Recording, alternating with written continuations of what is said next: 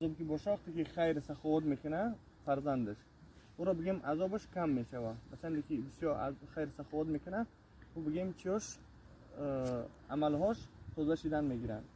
که مثال در قصه ها را میگه در بر الوالدین حدیث الله اعلم چه اندازه صحیح نیست ضعیف میگه فرزند میتونه پدر عاق کنه در حالتی که مثلا وقتی در قبرستان و فرزند به اعمالی غیر دین یعنی اجرا کیسته، یعنی عملهای زنا میکنه، عرق میشه و دیگه و پدر به خاطر عملهای فرزندش که عملهای خوب نیستن و قبرستان عذابش میدن. این فرزند یعنی تربیت خوب کردگی نیست.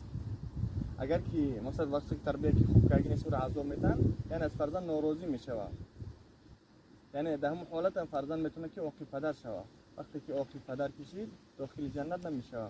برای اون که رضا الله فی رضا الوالدین، رضای پدر مادر در رضای الله و غضب الله در غضب پدر مادر است.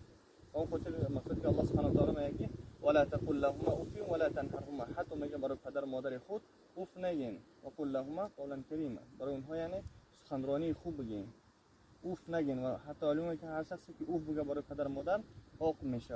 در حالت که مثال پدر میگه برای اون چیزا بیار تو نمیره نمیاریش، که میگه ای بی فرشیدم، در این حالت میگن عاق میشه انسان. و اون خاطر باید مثال رعایت کنن احترام پدر مادر. حتی علی رضی الله عنه میگه که مادرم وقتی که در داخل خانه بود و بالای خانه نمیرفتم که یعنی نوع احترامی میشه نسبت مادر. حتی میگه در ظرف اگر که طعام میخوردیم میگه به همراهش هم نمیخوردم که خدا نکنه که کدام لقمه را که او اختیار کرده باشه ما او را بگیرم بخورم. در این حالت من یعنی عاقل مادر میشم. دو چه اندازه مثال اهل اصحاب با احترام بدن نسبت پدر مادر. و اون خاطر مثلا بعد از مرگ هر یک پدر مادر فرزندهای صالح او در حق اونها خیرات سخاوت بکنن و با دعا باشن همیشه. ان الله که حضرت فرزندهای صالح دارن.